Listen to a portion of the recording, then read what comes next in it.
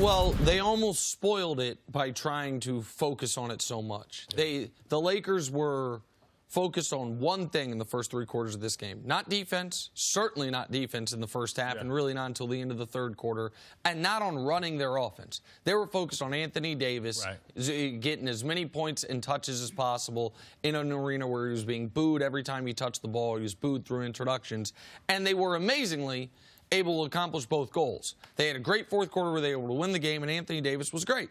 I mean, he had 41 points to go along with 9 rebounds. He got to the line, not early, but got to the line late in the game. Last 5 seconds. And the last win 5 it, basically. exactly 3 or right. 4 from the line. He was in the last, exactly right, 3 or 4 over the line to ice the game, including a steal to ice the game critically late after he had missed 1 free throw. So Anthony Davis was great, and Anthony Davis hadn't had a monster game since his 40-20 game a few weeks ago. He had played really well, but not a monster 40-plus point night. So I would say all of the Lakers' goals were accomplished yesterday evening. Well, they're still trying to learn how to play with each other, and I like the fact that Anthony Davis, the young stallion, can go ahead and lead the team, and then LeBron comes in and decides to be great when needed, because you know that it's going to come down in the playoffs. LeBron's going to have to be rested. He doesn't do the load management plan 37 minutes yesterday, but you know that it's a battle of attrition. You know that the elephant in the room is that they're going to play it with the Clippers. It's going to be important to see if a third team can kind of get in this race, because we know it's between the two L.A. teams.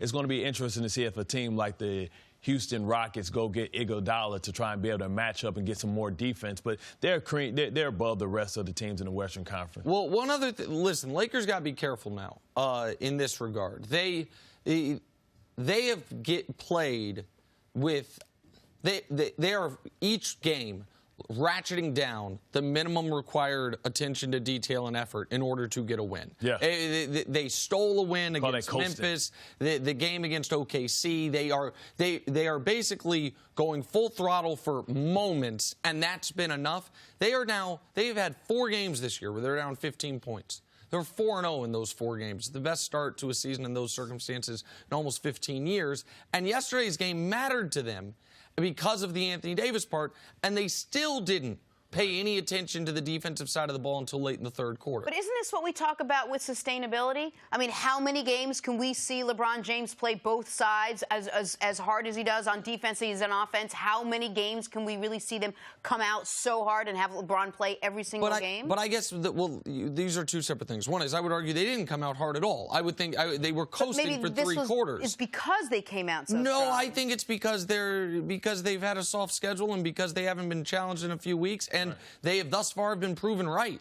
Thus far, they have been proven, okay, we'll turn it on for 6 minutes, late in the third, early in the fourth, and that will be enough. The question about you are much more concerned about LeBron's sustainability than I am. Right.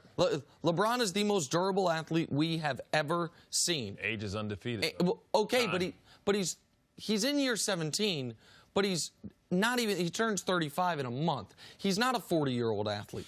And he is a guy who is the most rested he has been at any point in his career because of no postseason last year. So, listen, the reason I mention it, the Lakers are going to lose to a bad team coming up. Because there's going to be a team where they try this against, and then they hit a bunch of threes in the fourth quarter, they being the opposition, and they lose. But right now, the last few games, they've been coasting early, turning it on late. All right, let's talk about how impressive, speaking of LeBron, 33,000 points. What did you make of how impressive his feat was last night? I mean, just a model of consistency. You can't think of one year with LeBron where his production dropped. Now, you see that maybe he's saving some on the defensive side of the ball, but he's earned that right. I think that his ability to make his teammates around him better puts him on the Mount Rushmore. And, I mean, the conversation continues to get closer and closer about who's the best player to ever put on a pair of shorts between him and Michael Jordan. The difference is he needs a couple more titles. I think a championship in Los Angeles submits his place as basketball royalty and arguably the best player to ever play. Well, and this is just another, it's not the 33,000 points. We knew he was going to get that. And just like we know he's going to pass Kobe, eventually Karl Malone, and Kareem Abdul-Jabbar, he's going to finish as the all-time leading scorer, 3rd all-time in assists, more All-NBA teams than anybody, more All-Star games than anybody, more games, more minutes. He already has every single playoff record, points, assists, steals, all of it. But it is things like this that when people start evaluating the greatest players ever like when we evaluate Wilt versus Russell. None of us saw it. And so you basically just have to look in the record books. You have to read what people were saying in real time and make your evaluation from there. Folks that didn't see LeBron or Michael 50 years from now, when they look at the record books, they're going to say, how was this ever a discussion? LeBron James didn't just become the 4th player ever to 33,000 points yesterday. He, of course, became the youngest player to 33,000 points. He has been the youngest player for every 1,000-point mark the NBA has. 1,000, 2,000, 3,000, all the way up to 33,000. The youngest guy to do it was LeBron. He'll be the youngest 34, 35, 36, 37, 38. Then he'll be the first to 39,000 and the only person ever to hit 40. And it just adds to the list. And if and when, and I think it's more win than if, he wins a championship with the Lakers, he'll, of course, be the first guy to ever win titles with 3 different teams as the best player on 3 different teams. Like, it's just another notch in the resume of a guy who I think it will not even be a debate when it's all said and done who the greatest player of all time is. Michael Jordan.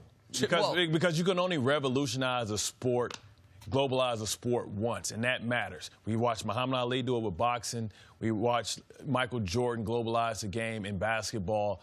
And, that matters in the era in which he played in. Not saying that LeBron couldn't play in that era, but the degree of difficulty was a lot harder because you had more good teams than you have today. Right now, the league is top-heavy. Most important players, the most marketable players, most revolutionary players, I don't know that LeBron's any of those things. But Steph Curry, by the way, has been a revolutionary player as far as the way he's changed the game. They changed the rules for Wilt. They changed them again for Kareem.